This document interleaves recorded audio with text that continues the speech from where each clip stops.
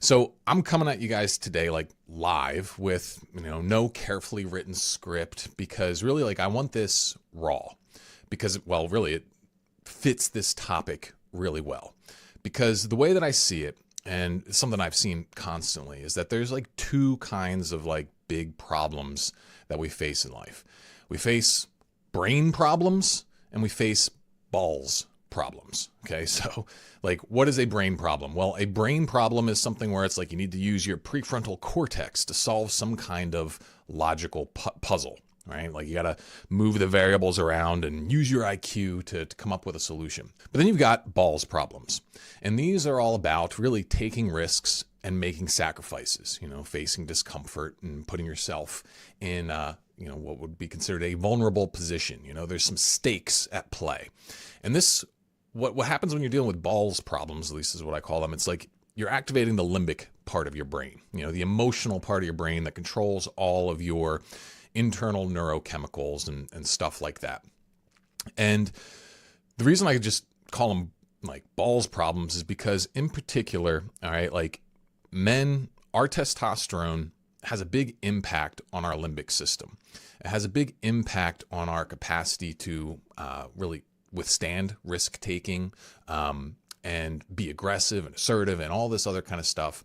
And I think the way that men process this stuff is fundamentally different than the way that women process this kind of stuff. So I don't know if everything here applies to women. I don't know how much of it does, probably some of it.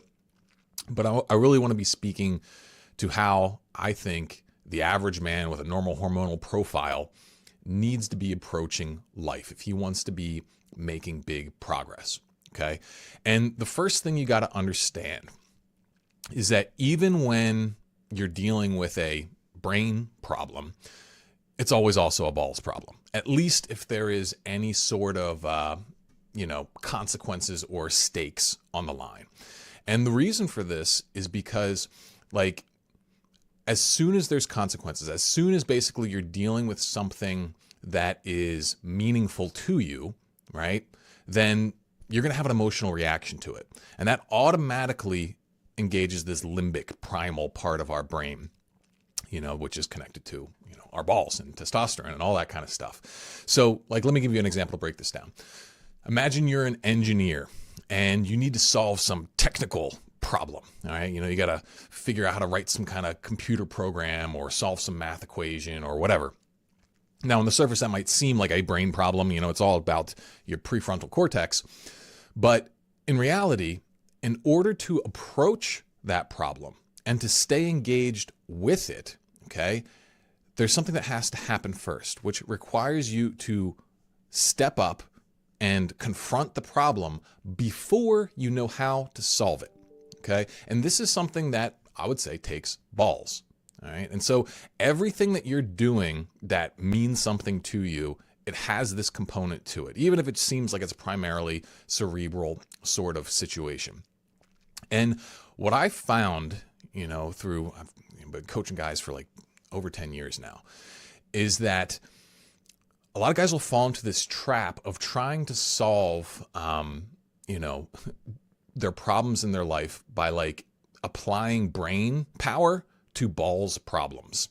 So that's where procrastination, overthinking, and over-optimizing come into play. So like, what does this really mean? Well, it means that when guys like feel themselves running into internal resistance, they immediately start trying to figure out, how can I solve this logically? How can I, tweak this? How can I perfect that? How can I make myself feel more comfortable, etc.? And what that ends up doing is it just causes them to keep spinning around in their prefrontal cortex, but they're ignoring the core issue is that they gotta sack up and take some action. They have to step into that risk-taking mode, okay? And you're not gonna be able to do that unless you know how to harness this more aggressive and primal part of your psychology, okay? So how do we do this? How can we engage our balls when it comes to solving our problems? So I like to think of things, you kind of think on the primal level here. And I would break this down into like three big things. You got territorialism, aggressiveness, and pain tolerance. And all of these things, they're very, primal. They're very like almost animalistic in a sense. But if you don't know how to work with these forces, you're going to just be stuck in your nerd brain that's basically just going to get bullied by life. All right, you're going to get bullied by life. You're not going to be able to trade your comfort for the things that you really want. So let's go into each of these here. So let's talk about this territorialness. We all are familiar with like the animal kingdom, like, animals fighting for territory, right? And, you look at the primate kingdom, like the gorilla, like the big silverback gorilla, he's got his troop and it's his job to like, that's my troop. That's my monkey. That's, this is my turf, right? And, they use that to basically run their whole world. And we have this inside of us as well. But where do we apply this territoriality to get beneficial results? So one example, probably the most profound example, is to apply this to your sense of identity. And you want to be in a state where you control your identity, i.e. the story about yourself, and no one else does. You don't get to fucking tell me who I am because I say who I am. All right. And how does this play out? Well, if you're like, so for example, me doing this stream, okay, there is resistance, fear, and, I'm going to go into it kind of like, half cocked purposely because it forces me to confront the fear of like, oh, well, what if it doesn't go perfect? What if someone doesn't like this? What if someone thinks I'm stupid or I make a big flub and I screw something up, right? All of that is really, it's fear about someone seeing you and telling a story about you. Saying like, oh, this guy doesn't know what he's talking about, or, oh, this guy isn't good enough, right? And when you're not territorial about your own sense of identity, then other people can come in and they can tell a story about you. And the weak-minded guy, the guy who's not connected to his balls, he'll internalize that. He'll let someone else's opinion control him, right? And they'll be terrified of that. And this is where like all the kind of people-pleasing behavior comes in, where people like they'll act fake, they'll act inauthentic, they'll hold themselves back because they don't want someone else to basically tell a story about them that they don't like, right? And at the end of the day, though, this is all because they have ceded territorial control of their identity to someone else, right? And so if you want to be able to break free from that, you've got to take control of it. And this really cuts through so much of the resistance that guys run into. This is one of those things where guys will just put off their dreams for forever because they're afraid of what someone else will think about them. So you got to cut that out. And the way you do it is you don't do it through any sort of magical rationalization. You can have all the rationalizations. You can know other people's opinions don't matter or whatever. But until you feel it down your nuts, it's not going to mean anything. So next point about this territoriality thing is that you can apply it to your habits. You can apply it to your discipline. And in particular, like it's about who controls the way that you live your life, or what controls the way that you live your life. So, you can look at a bad habit like this. Say, for example, you're hooked on porn. That's something I deal with a lot with guys. Guys, basically, they get into this scenario where porn kind of is their master. There's this thing that's taking control of them. And you got to be willing to say, no, screw you.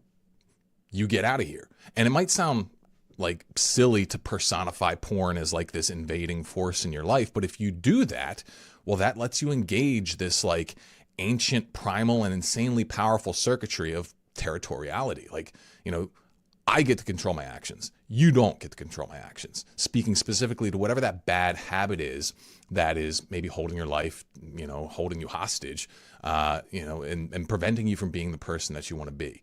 So get angry at this thing and decide that I'm going to take back control. And then from there, it's like, all right, let's bring it down to an even more practical level, is deciding to take control, take command of your first piece of territory, right? So you got to decide, what's my beachhead into this? How am I going to engage my, path of conquest here?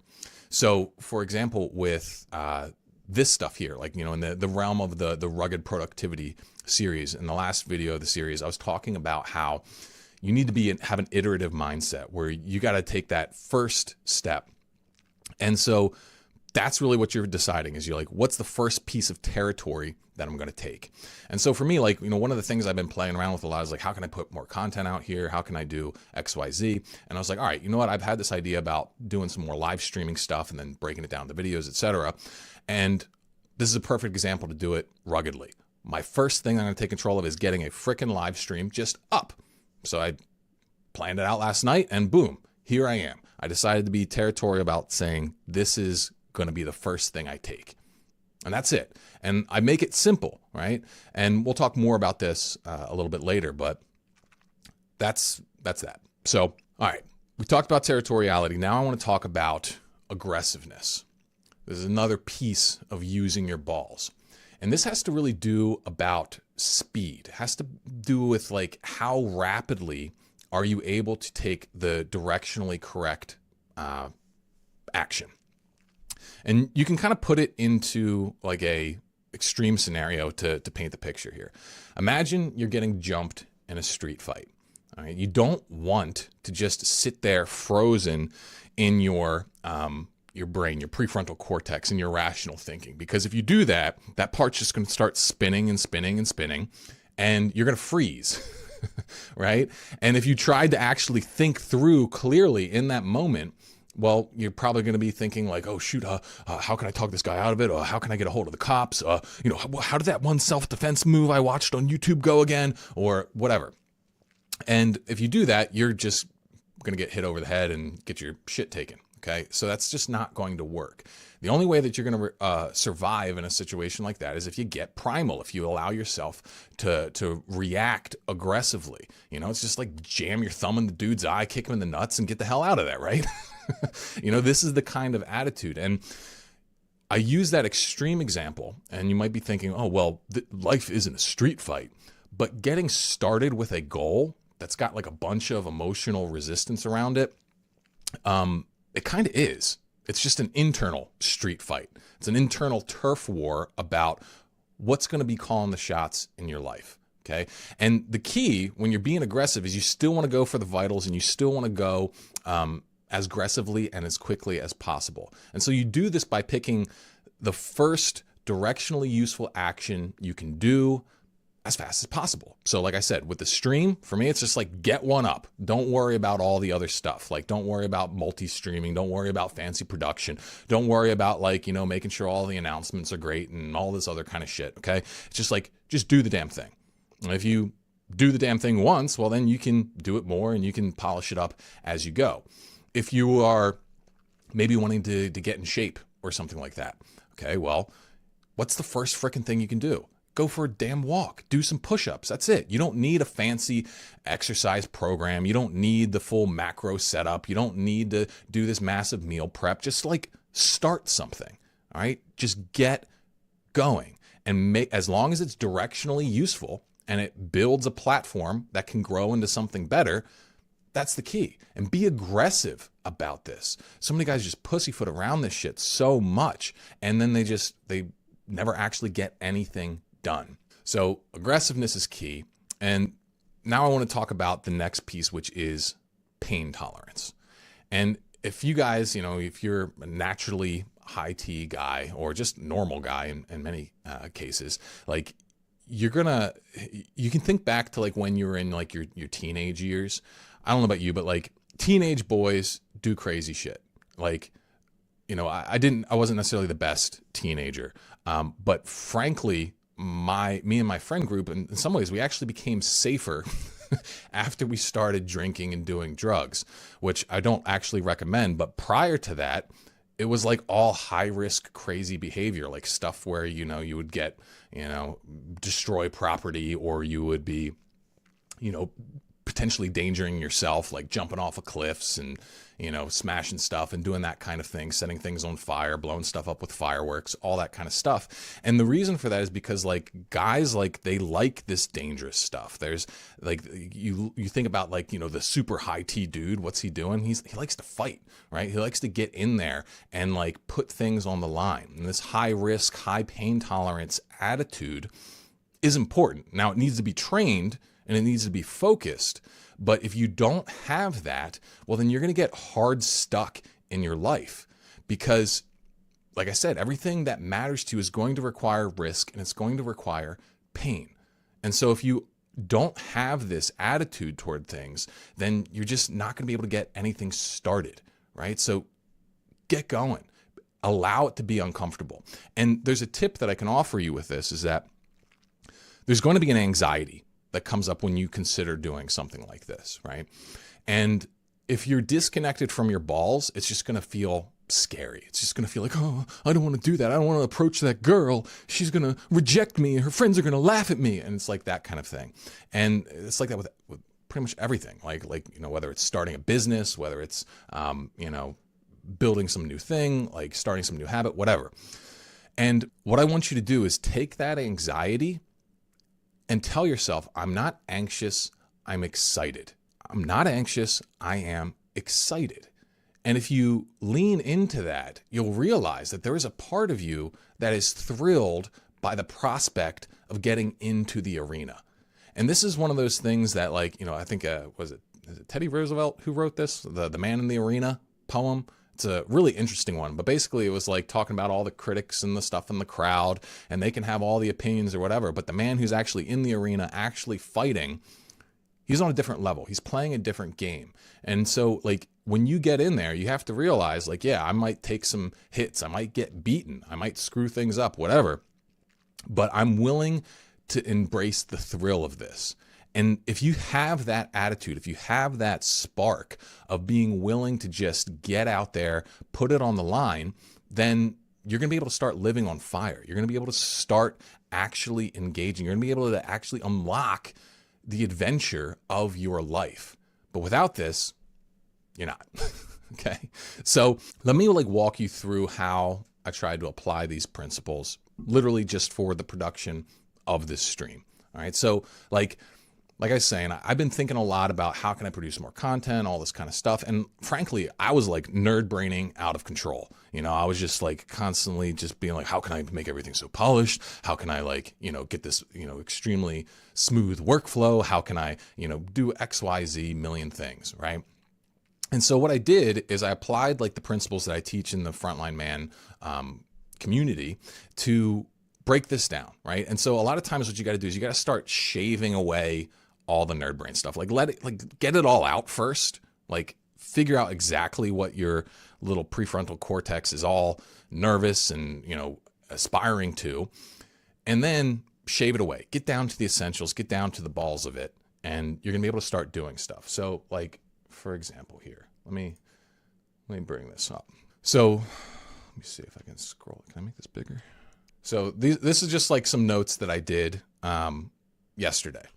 So big strategy, begin with the end in mind. Okay. If you want to be able to do some cool stuff, well, then you got to start with that end outcome. And so I start with the first frontline question. What do I want?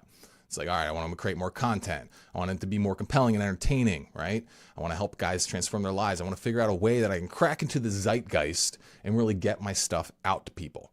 And so it's like, how can I win? All right, well, I can do a live stream. First content, on a live stream first content production strategy.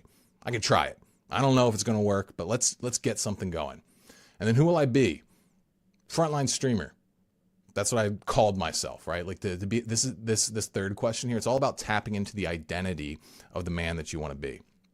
And so, it's like, okay, who is this guy? Well, I imagined who this guy is, the guy who does this sort of thing. And I started to talk to him and be like, well, what advice would this guy give me? Well, he would make sure to know what your end goal is and is not, right? I want to make fuel for the Frontline Man movement. I want to make guys want to click on and consume legitimate self-improvement content over stuff that just wastes their time. I want masculine improvement to be fun and interesting. And then the other point of advice that I got from this version of myself that I imagined, he said, focus on the power that live streaming offers over other content production methods. And so it's like interaction, more natural delivery, conversations with the audience, host conversations, talk about more timely viral topics, etc. And so this was the first big crack at it. And then, I go further with it. How can I, so what do I want now that I've talked about all this? Well, I want a strategy for doing this. How can I win? Start the V1 goal, work backwards. And then, yeah, same thing. So it's talking here, I break it down further. How do I get the MVP? And then so I just got to list out all the stuff that my little nerd brain was freaking out over. Like, what are all the things that I felt like I needed to have to be perfect and safe? And so it's all these different stream features, different segment types, content repurposing, production stuff, marketing things, all that kind of stuff. And so I looked at all this, and then I basically channeled into my more primal self and just kicked all this stuff down and said, what do I need to get started? Just do a live stream and then cut the usable segments and repurpose them into shorter videos. Don't worry about technical polish or really anything else other than that. So that's what we're doing here, right? And you can apply this to pretty much anything you want to do in life. And if you want to learn more about those 3 questions that I used there, that's the heart of the Frontline Man framework, where we teach you just a method of utilizing these questions to create pattern interrupts. Because many of us, we just have very dysfunctional thought patterns that get in our way. And you need something that can cut through them. And nothing does that better than a question, because a question creates an open space in your mind, and that allows new stuff to come in. So I use these 3 questions as the foundation of everything. And, if you want to learn more about that, click the link in the description.